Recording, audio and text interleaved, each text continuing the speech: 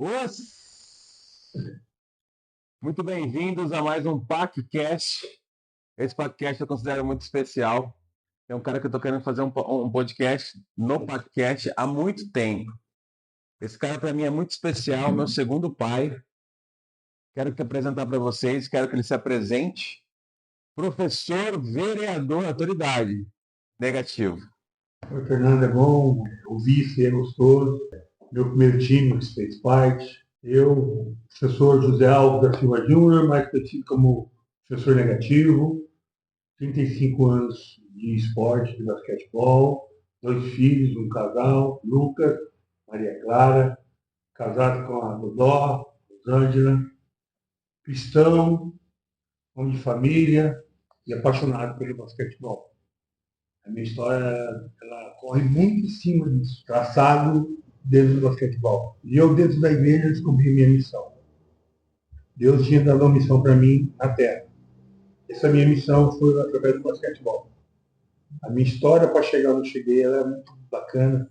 Depois eu vim entender tudo isso, de cuidar e ajudar os adolescentes. Então, isso é uma coisa que me marca. Nós temos essa marca registrada e até hoje somos amigos. Então, isso o esporte me deu. Eu comecei com 7 anos no judô, né, falando um pouco de mim para vocês entenderem essa transição para o basquete. E lutei judô, fui 2 vezes campeão estadual de judô, com 9, 10 anos. E com 10 anos eu cansei do judô, com 11 eu comecei a jogar basquete no clube que eu frequentava. E vim de Mato Grosso, Cuiabá, para cá. E um amigo nosso, né, finado, grande amigo, aluno dele também, Luciano Freitas, estava junto comigo, me convidou para fazer uma aula no time de basquete que ele fazia parte. Na época era no PUM, Parque Uso Múltiplo, não tinha nem cobertura, no solão. Eu tinha 11 anos e a gente começou a treinar lá. Eu sou da primeira turma do Professor Negativo, desde 91, que eu tinha 11 anos. Foi muito interessante porque ali eu aprendi muitos valores. O Professor Negativo é um cara que sempre exigiu muito, sempre cobrou muito. No fundo, quando a gente vai amadurecendo, vira adolescente e adulto, a gente percebe a importância dessa exigência, dessa cobrança. Da gente viajando, ele sempre ouvindo música gospel, sempre cristão mesmo, de verdade. E aí jogamos vários campeonatos juntos, fiquei com ele até 97, mas em 94 descobri o jiu-jitsu, comecei a agarrar todo mundo lá. E aí eu pirei, né? Amei o jiu-jitsu. Aí eu me encontrei no jiu-jitsu e continuei jogando basquete no jiu-jitsu desde 1994. Tenho 44 anos hoje, estou há 30 anos praticando jiu-jitsu. Desde atleta, fui bicampeão paulista também em 2000 e 2002.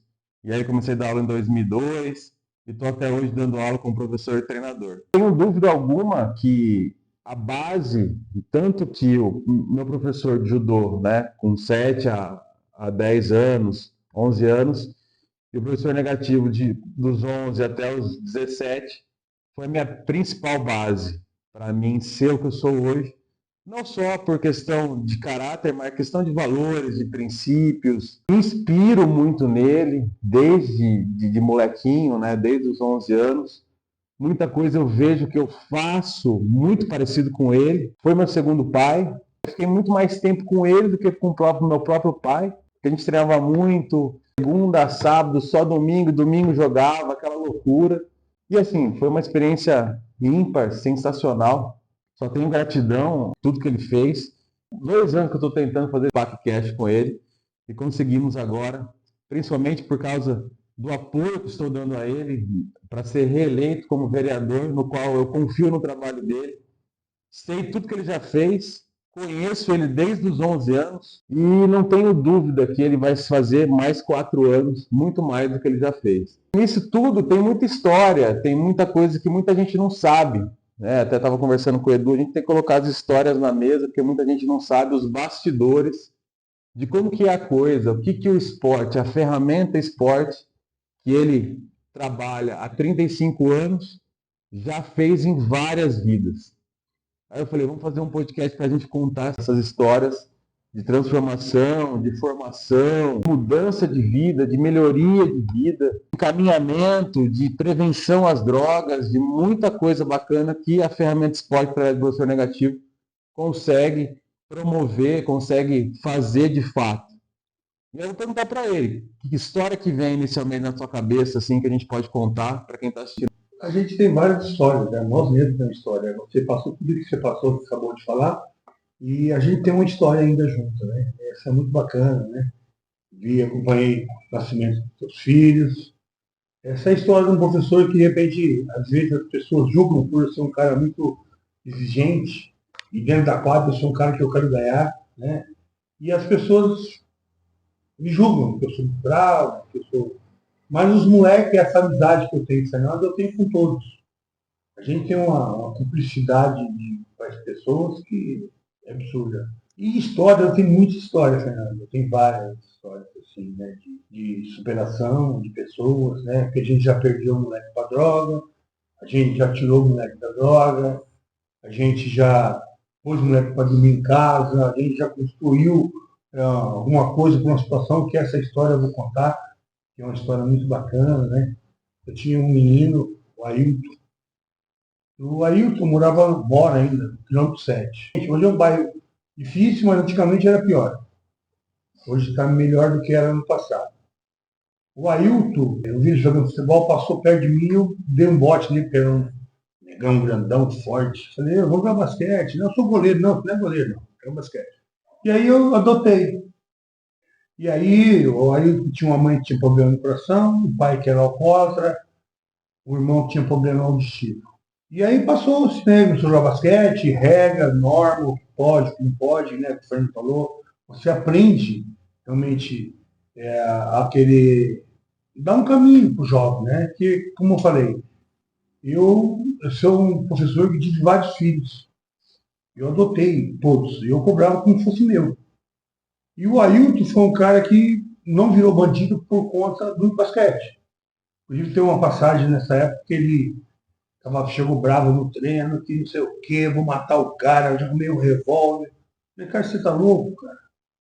Se você, aí, olha que inocente, se você querer fazer, eu vou tirar do time. Porque a gente fazia muito dentro do grupo de todo mundo ajudar. Então eu pedia roupa a um, falava com a mãe do outro. Então eu arrumava roupa para ele, para o irmão dele, para o pai dele e para a mãe dele. E aí ele foi criando. Então, devido a isso, ele me respeitava muito por conta dessa minha ajuda. Ele sentia esse carinho que tinha. E treinou comigo essa adolescência até os 17, 18 anos. Cheguei a pagar 2 meses de faculdade, entrou na faculdade, paguei 2 meses, mas ele não conseguiu, porque ele continuava pagando, mas aí ele parou. Mas eu paguei 2 meses de faculdade no Oeste para ele, educação física. Aí parou. Aí começou a trabalhar, aí mais ele ia bater bola só semana, até que uma época ele sumiu. Isso aí já com 19 anos de idade. E eu consegui ele dentro da igreja. Neilton, sumiu por quê? Você não vai mais na PUC, professor? Sabe o que é? A minha mãe, a minha mãe tinha uma vizinha lá que tinha câncer e ela ajudava ela a cuidar dela, ela ajudava ela. Essa mulher tinha 4 filhos. E essa mulher morreu, professora. E minha mãe pegou os 4 filhos. Eu falei, como pegou os 4 filhos? Ela pegou. Uma moleque de 14, uma menina de 9, outra de 8 e um moleque de 4. Eu falei, como tua mãe pegou 4 filhos? Essa história que eu contei, essa dificuldade que tinha, e a mãe pegou 4 filhos para cuidar. Essa dificuldade que tinha as coisas, eu falei, não é possível. Aí eu fui lá ver, né, a história, né, aí ele me contou a história certinha, as meninas estavam lá. Fui eu e minha esposa. Quando cheguei lá, as meninas saíram correndo, que achou que era o conselho titular. E aí, saíram correndo, se escondiam no quarto. Eu fui saber como que é a história. Aí estavam dormindo no chão, não sei o quê. E aí falei, poxa vida, o que eu vou fazer agora? Mas é o legal, a credibilidade que você tem, né, Fernando? Você, as pessoas gritarem em você, no seu trabalho. Eu saí pedindo, contando a história, porque realmente é uma história de você pensar, uma pessoa humilde, adotar 4. Aí fui pedindo, eu consegui construir meilagem, um monte de coisa. O pai dele era pedreiro, inclusive depois do pai foi bebê, nós arrumamos um aparelho para o irmão, e aí construímos um quarto e um banheiro. Né? Aí ganhamos mesa, ganhamos cama, ganhamos um monte de coisa. E foi uma história, ele é meu amigo até hoje, inclusive. Né? É um menino que. E passando 4 anos depois, a mãe morreu. E ele começou a cuidar das crianças. Aí ele mudou, aí ele casou e mora do lado da casa do pai. E as crianças já são moças hoje, né? A menina tem 17, 18 anos. E o menino tem 7, 8 anos. Então, assim, é uma história que você, de repente, ele não está no basquete, ele não está no esporte, ele podia não estar vivo, ele podia, sei lá, né? E a vida que a família teve, de repente, de alguma maneira, o esporte teve uma influência através do técnico, né, do professor. É uma coisa que. E ele é um amigão, é um cara que eu vira e mexe, a gente está conversando, dia dos pais liga. São coisas, essas coisas como você faz, né, e outros fazem, de o técnico, que às vezes é muito bravo, mas o carinho pelas pessoas. Muito carinho. E isso é uma delas, aqui é uma coisa que está no meio, né? Tem o William, que jogou na tua época depois. O William é um menino que a mãe era empregada doméstica, eu dava treino na Ápia, no clube da Ápia, e a mãe tinha um filho, e um cara que morava, que era o patrão dessa mulher, falou que tinha um menino lá de 13 anos, assim. Aí o moleque falou, agora um moleque de 13 anos, 1,90 m e lá. Eu não sabia ler nem escrever. Olha que coisa mais louca. O pai abandonou a mãe, saiu pro mundo e largou. E aí, como essa história de você adotar, de você. Ele era um moleque temperamental. Várias vezes briguei por conta de não ter uma figura materna, alguém que realmente disciplinasse ele, né? E eu bati de frente com ele várias vezes. Ele foi embora, queria voltar, porque daquele jeito, ajudava, dava tênis, dava roupa, pedia para os outros, né? Não comprava não, pedia. Cheguei a comprar alguns, mas a maioria eu ganhei dos meus ex-atletas, pedia para muita gente material, uniforme de treino, roupa, que de repente é legal, agasalho que as crianças gostam. E era grandão, então você conseguia arrumar essas coisas. E esse menino só não foi melhor jogador de início de seleção por conta de eu não estar perto dele, né? Porque depois ele jogou comigo até uma certa idade e foi para o mundo jogar basquete. Jogou em 3, 4 equipes, né? Só que o que foi aprendido em Prudente, ele fala para mim até hoje isso, né? Eu às vezes até choro, porque de repente ele fala umas coisas e agradece, a mãe dele manda mensagem para mim, hoje ele mora em Curitiba, e ele fala assim, se não fosse eu na vida dele, no basquetebol, eu acho que ele não estaria vivo também, e não teria tudo que teve, né? Então, de repente, são essas coisas que você se movimenta, essas coisas que você faz que tem que fazer dentro da missão que um dia eu descobri dentro da igreja, de querer fazer para aqueles que precisam, e principalmente através do esporte, né, que realmente você tem uma força muito grande no adolescente. Você, como professor, e eles gostando do esporte, você consegue mudar a vida deles. Você começa a direcionar, né? E aí você muda a vida de um, né, de outro, se encaminha. Nem você falou, temos exemplos da minha pessoa como homem, como. Então, muita gente, muitos jovens não teve essa referência de pessoas, né, no caminho. Outra história, Carlos Kenup. Esse menino morava no Humberto Salvador. Era um cara que a mãe criou sozinho, ele vivia no mundo, solto, que a mãe trabalhava o dia inteiro, e ele encontrou o basquetebol na vida dele. Eu tive com ele essa semana, inclusive. E ele falou até dessa história. A gente comentou e tal. Ele disse, não, o basquete na vida dele, ele acho que não tinha andado. Também é outro que tinha se perdido no mundo, pelo bairro. Por isso que eu falo que o esporte, a oportunidade é muito grande. Eu digo que quando começou a treinar, ele parou de treinar. E aí tinha um outro cara, que é o Fedão. Pô, vai atrás do cara não pode fazer parar grandão, tem que ir atrás dele e tal. O senhor não quer vir. E trouxe o Carlão. Aí o Carlão voltou a treinar, jogar. Aí fomos para uns jogos. O Carlão começou a destacar, porque era um cara de 2 metros de altura. Aí jogou em Garça, de Garça foi para Sorocaba, no Objetivo de Sorocaba. E de lá ele foi para o Pinheiro. Já ficou um bom tempo jogando no Pinheiro. Jogou no Paulistano. Aí ele voltou, né, montar um time de basquete na cidade. Ele voltou, fez faculdade através do basquetebol. E aí falou, vou parar. E de repente é um cara que construiu uma casa para ele, um cara que hoje tem tudo, é um cara que vive bem, tem um negócio dele, e é um cara que podia se perdido no caminho também por conta de tudo isso. E desse tempo, depois que ele foi embora, voltou. Depois de um tempo, ele já moço, né? O pai dele veio assumir ele. Até então, o pai dele não reconhecia ele. A mãe dele criou sozinho e o pai não quis saber. Então, até os 14 anos, ele foi reconhecido o pai dele pela justiça. Mas não tinha acesso, não tinha conversa, não tinha nada. Ele foi ter um papo e hoje vive muito bem com o pai. A mãe morreu, vive muito bem com o pai. E depois de um tempo, depois de já de adolescente, jovem, né, mais velho, que ele conseguiu. Inclusive tinha um irmão mais novo, ele que criou o irmão dele. Depois ele já formado, deu um caminho, o irmão dele hoje faz faculdade de farmácia, trabalha numa farmácia, tudo direcionado pelo irmão. Então você vê, são coisas que você vai vendo, você vai aprendendo e você vai vivendo isso aí. Então, são coisas que você consegue ser a presença de Deus na vida desse menino, né? E através de mim, que é uma coisa que eu acredito muito, né? Nessa minha missão, né? De querer realmente transformar os jovens através do esporte, isso acontece, né? E tem outras histórias, né? Eu vou lembrando que eu vou conversando. O Luiz Henrique é um menino que com 11 anos, tinha síndrome do pânico. Ele parou de estudar com 11 por conta dessa síndrome do pânico, do medo, não conseguia sair de casa, estava gordo, assim, obeso. E era um moleque que, de repente, não tinha uma perspectiva de vida, né, de repente.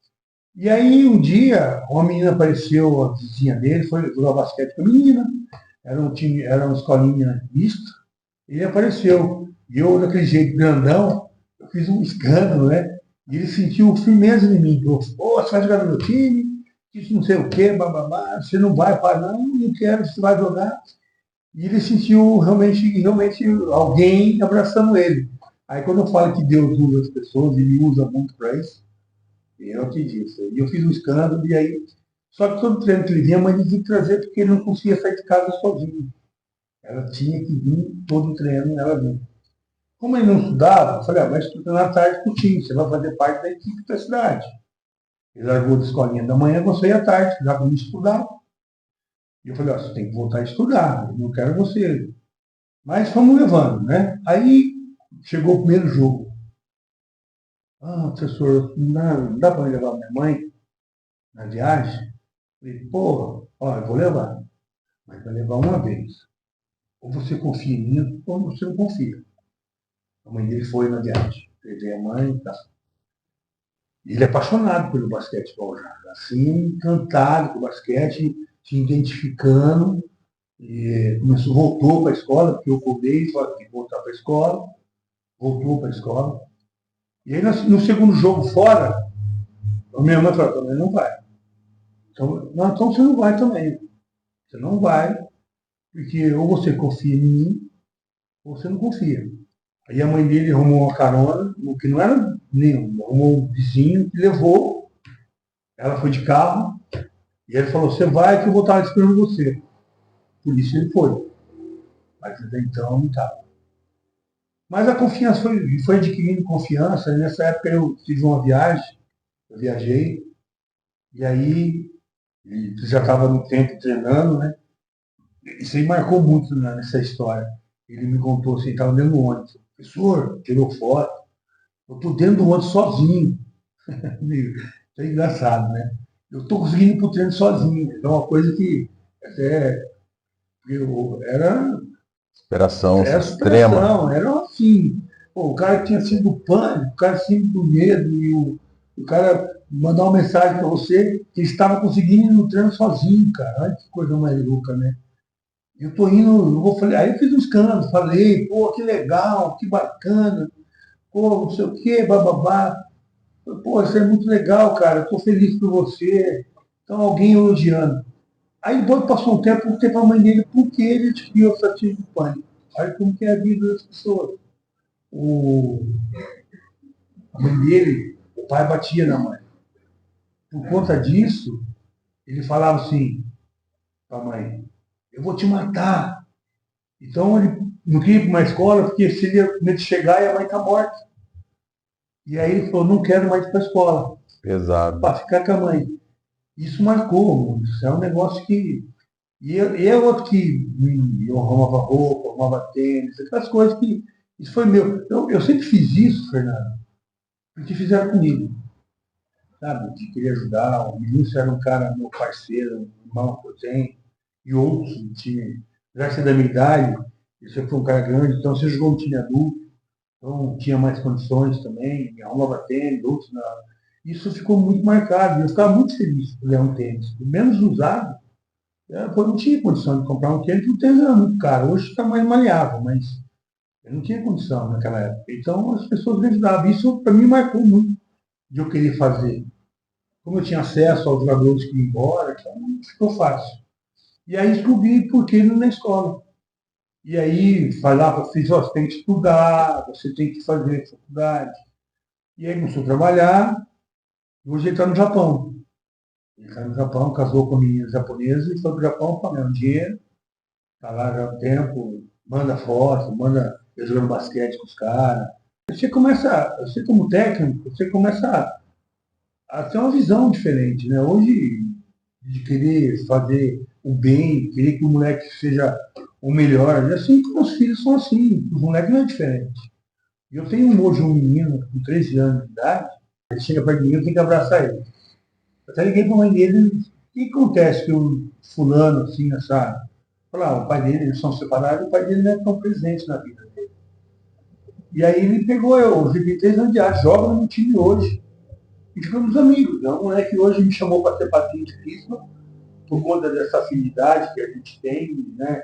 Apesar das pessoas me julgarem que eu sou um cara muito bravo, eu sou um cara muito sensível até, né? Choro por nada, choro com a dor do outro, fico feliz pela felicidade do outro, mas as pessoas julgam muito você por conta de eu ser um cara temperamental. Mas um cara que queria vencer na vida e não conseguia vencer, tá? Eu acho que o esporte, eu sou um cara que nunca tive coisas, né, da família de 5, só eu que fiz faculdade, porque o esporte me deu oportunidade. Não era um craque, era um jogador médio, mas a oportunidade era ver através do esporte. Eu agarrei um incidente, me fiz faculdade, porque eu fui influenciado pelo meio que eu estava na época.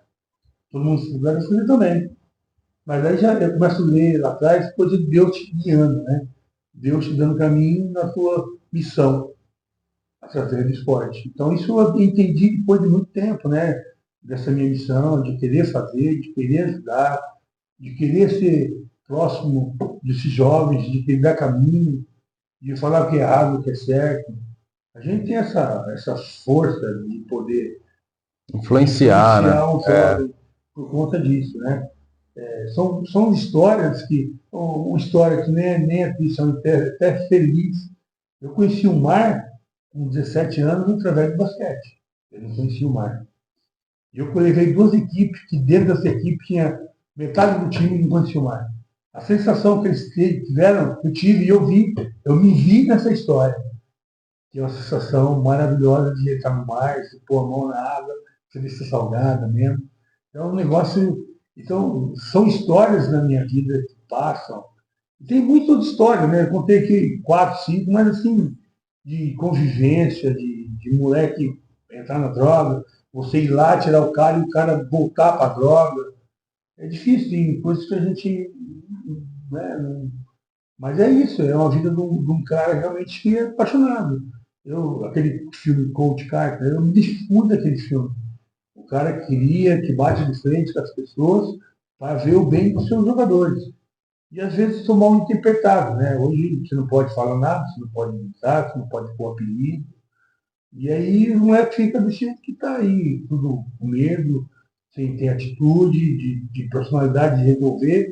O esporte, o basquetebol, por exemplo, que é o nosso esporte, que foi ter um dia também, o esporte tem que resolver rápido. São decisões em cima de decisões, tomadas de atitudes. E você dá liberdade, você pode ir lá, você vai para o jogo. Você erra, não tem problema. E vai acontecer isso na tua vida. Você vai errar e vai também superar. Entendeu? É assim, eu já perdi várias finais, como já ganhei várias finais, e assim é a vida. Você melhora para estar melhor na outra competição. Então, assim, essa história com esses meus meninos, né, que eu falo, que são meus filhos, que o basquetebol me deu, é um motivo de muita satisfação, de muita alegria, de muita coisa que eu consegui, né, dentro dessa minha missão. Estou parando, estou acabando, de repente vira um diretor, né, vira um manager ali, tá? A gente já está, hoje a gente tem 4 equipes de competição, né, a gente está muito feliz porque a gente tem basquete por muito tempo. Então, essa é a felicidade de um técnico que ama o que faz, que ama o esporte e que acredita no esporte ter uma força transformação. Eu sou exemplo, o esporte mudou a vida. Ninguém me tira. O esporte transformou a minha vida. Então, eu quero que um dia outros tenham a mesma oportunidade que eu tive, de conhecer, de ter oportunidade, de escolher caminho. E assim, caminho bem, de ter uma vida de família. Tem muita gente que não fica rico, mas você vira um homem de família, você fica um homem sério, com preceitos de vida, entendeu? Isso o esporte tem. Você não precisa ser rico, você não precisa ser um jogador da NBA, mas você está sendo um homem da sua vida. Essa é a história que o basquete tem. Eu sempre preguei isso aí. Você realmente é transformador de vidas através do esporte. É isso que ele falou, eu acho bem interessante eu comentar um negócio aqui, que no jiu-jitsu ele é bem um pouco mais diferente em relação ao basquete. E eu aprendi muito com o basquete, o que eu aprendi com o basquete eu aplico no jiu-jitsu. Eu percebo que a maioria dos professores de jiu-jitsu, não todos, mas a maioria, eles seguram muito o atleta, que eles querem que o atleta fique com ele, mesmo sem estrutura. E o basquete é o contrário. O técnico fica muito feliz quando esse atleta dele vai sendo encaminhado para um time de melhor estrutura, melhor suporte. E ainda ele pode, às vezes, galgar outros times maiores que aquele time que ele foi encaminhado. E essa é uma felicidade que eu sempre tive. E eu aprendi com o basquete. Então a gente tem no jiu-jitsu, né, aquele cara creonte, aquele cara traidor, tem até esse jargão no jiu-jitsu que é aquele cara que não treina mais com o professor porque foi para outra equipe. Hoje é mais comum, mas antigamente era mais pesada essa situação, todo mundo criticava. Mas isso já acontecia há muito tempo, na época que era moleque, o negativo ficava feliz com aquele cara, pô, vou jogar pro Pinheiros. Eu, por exemplo, quase fui para a seleção paulista uma vez, quase não fui, mas o Gordo, por exemplo, nosso armador, ele foi, ele ficou muito feliz. O Alan também foi, o Emerson foi depois. E aí a gente ficava muito feliz porque ele estava saindo do nosso time, ele estava vindo uma situação, ele estava conquistando uma felicidade, uma conquista que era nossa também. Só que ele estava em outro lugar, em outro patamar. Então é uma evolução esportiva que eu considero muito interessante. Eu acho que é muito um esporte coletivo também, né? Logicamente, vindo do técnico, né? De passar essa felicidade, de o técnico querer saber que a gente é um grupo, uma equipe, então ele está indo, a gente está vencendo também. Sim. E ele está indo. Isso é dividido, né? É que nem vamos dividir uma roupa para qualquer ali que é mais simples. A gente divide, eu tenho lá um lápis, eu tenho um tênis, tem uma meia lá. Essas coisas, o coletivo ele tem essa força. E você ainda batendo em cima, reforçando essa situação, e o cara fica com isso aí. E é legal, porque ele vai ver a sensação do amiguinho dele receber e ficar feliz. Pô, isso é bom, é gostoso saber.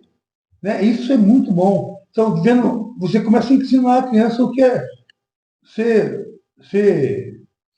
parceiro, ser amigo, irmão mesmo, irmandade. Irmandade de querer ajudar o próximo, né? Não ter a inveja que acontece muito, o esporte ensina muito isso. Não ter aquela inveja que todo mundo. Mas ele ensina muito, porque você vai perder.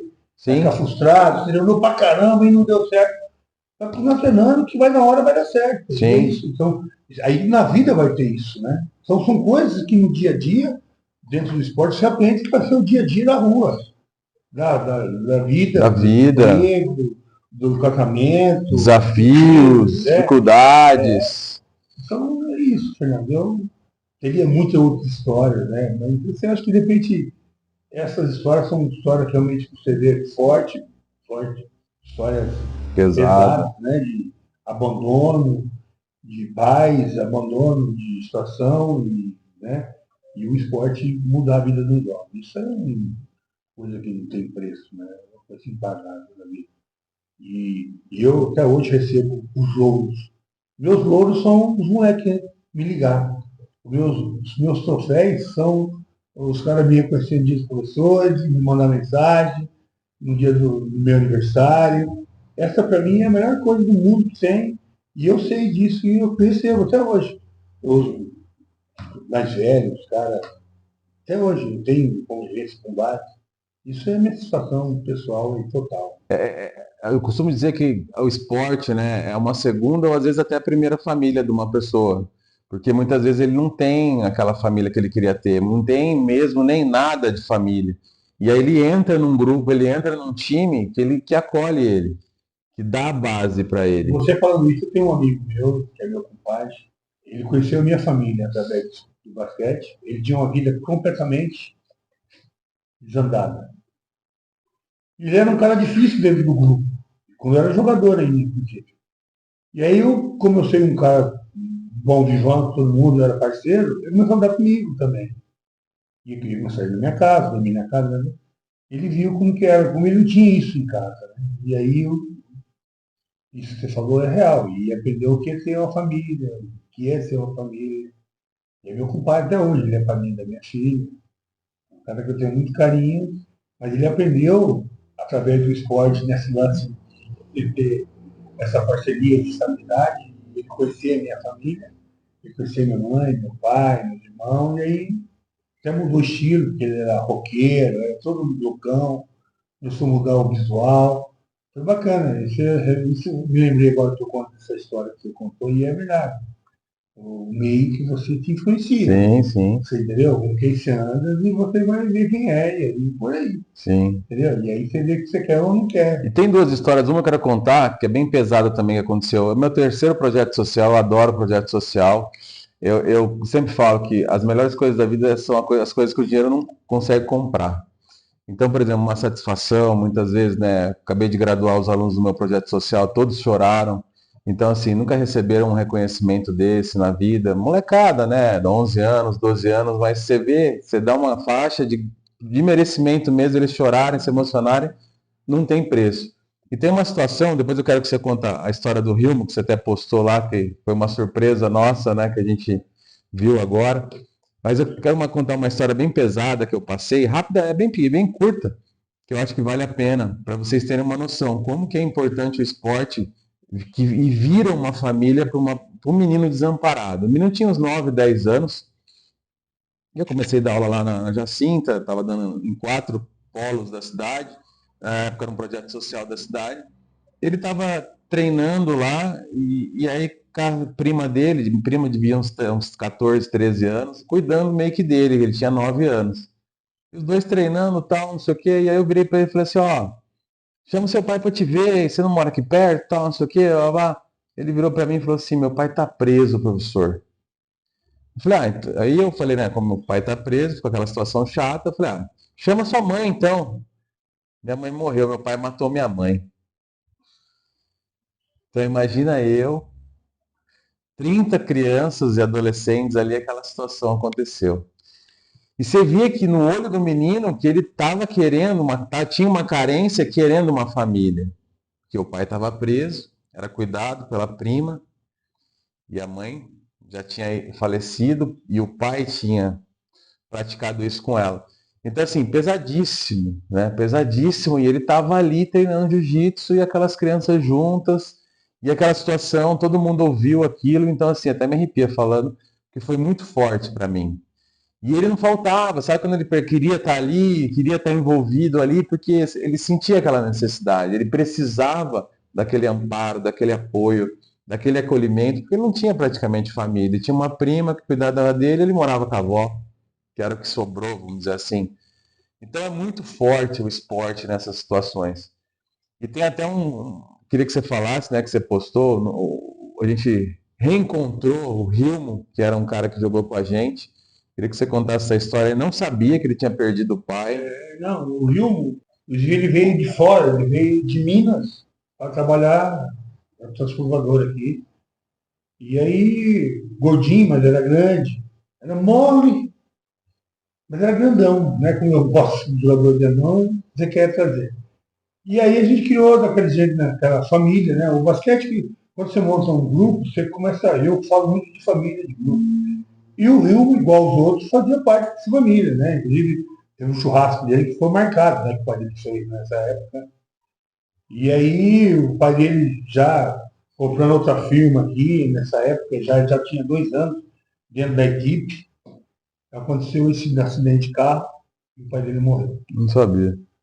Realmente foi um negócio muito triste, ele ficou mais um ano na cidade, né? Mas assim, a superação de querer você falar e você abraçar e entender, mostrar para ele que realmente a vida tem esses percalços, né? E você querer orientar e falar, né? E tudo que tinha passado, né, com a gente, falado, ele ficou mais um ano e aí a mãe foi embora do dente, né? Voltou para a terra dela. E aí, quando eu falo, ele com 10, 11, 12 anos, foi esse tempo que nós fizemos com ele. Olha como que é uma criança, ela começa a saber o que é, de repente, regra, pode, não pode, e o cara acontece um acidente desse, nessa formação de caráter de pessoa dele lá na frente, né? Hoje ele é um delegado renomadíssimo, né? É um professor de universidade, é um cara super reconhecido no estado de Goiás. Inclusive teve aquele incidente lá daquele como é que chama? Lázaro. Do Lázaro. Ele foi um dos caras que prenderam o Lázaro lá, que teve Brasília, Goiás, né? Que ele estava matando todo mundo, e pegaram ele e fazia parte desse pessoal que. A liderança do caso. Do caso, é. Então, assim, é uma alegria saber e ouvir deles, né? Porque depois disso, tem muita gente que a gente não conta, né? Eu tenho vários textos dentro do meu celular de pessoas, de jogadores que mandaram para mim. Eu não apago, né? Porque de repente é uma satisfação muito grande de você ver e falar, ó, isso que me move. Sim. Eu abro, ó, professor, você é o cara que eu gosto por isso, você fez isso por mim. Então isso me deixa muito feliz, porque de repente tudo que Deus queria que fizesse dentro da minha área, dentro do esporte, mesmo sendo julgado por muitos, mas muitos, muito mais, muitos mães e pais agradecem por ter ajudado na criação dos seus filhos. Eu sou um cara muito feliz por isso, eu sei disso. Tem até uma história engraçada, eu vou ter que lembrar aqui agora. Eu tinha uma equipe de várias, sempre tive uma equipe de competição. Aí chegou uma mãe com um menino. Aí estava o meu auxiliar aqui e falou, quem que é o negativo aí? Falou, aquele rapaz, chama ele para mim e tal. Falei, não, senhora. Eu fiquei sabendo que o senhor ajeita a vida dos meninos aqui, meu filho está dando trabalho, senão eu queria que treinasse com o senhor. Falei, mas não é assim, né, senhora? Tem que treinar, fazer parte da equipe. Porque alguém falou para ela que meu filho é assim, se não é negativo, ele mudou. Né? Isso foi engraçado, mas ao mesmo tempo foi importante de ouvir, né? De repente alguém falou para ela que eu não, discriminador, o esporte, né? Em si, né? Mudou a vida do cara. E o cara era outra pessoa. Né? Foi engraçado, mas realmente foi bacana saber dessa situação, né? Muito legal. A gente consegue contar várias histórias aqui, né? Dá para ficar muito tempo. Acho que essas são as principais. Acho que foi muito bacana. Aproveitar também a deixar o número do professor negativo, 10100 para vereador, agora em 2024. Já tem um mandato aí de 4 anos. Tem muita coisa que ele já fez, principalmente voltado para o esporte. O esporte não é só praticar esporte. Prevenção de doenças, é uma prevenção de um controle emocional, uma saúde mental, saúde física, essa parte de princípios e valores. Então, assim, é bem completo o esporte na vida de uma pessoa. Principalmente pessoas que precisam, como essas situações aí que a gente acabou de contar essas histórias reais. A gente tem vários depoimentos aqui, a gente poderia ficar horas aqui, a gente pode fazer um segundo podcast em relação a isso. Mas acho que é bem bacana o que foi passado aqui, são várias histórias bacanas. E o esporte faz muita diferença, transforma de verdade vidas. E aqui está a prova, e eu quero continuar esse legado aí, no caso no jiu-jitsu, porque também é uma ferramenta fantástica. E fazer um merchan aqui também, vou deixar o vídeo do Rilmo aqui embaixo na descrição, para vocês conhecerem o depoimento dele. Foi muito bacana, um delegado mais renomado lá de Goiás, que treinou com a gente, né? 2 anos mais novo que eu, a gente treinava junto, jogou junto. E fazer o merchan aqui, para quem quiser conhecer, pagar preço de custo, a Emoi e a Nutrilite, que eu também faço parte. Se você quiser conhecer, saber como é que funciona e trabalhar e consumir os melhores produtos do mundo, vou deixar o link aqui embaixo do contato. Só entrar em contato e a gente bate um papo. Gratidão a quem assistiu. Até a próxima. Os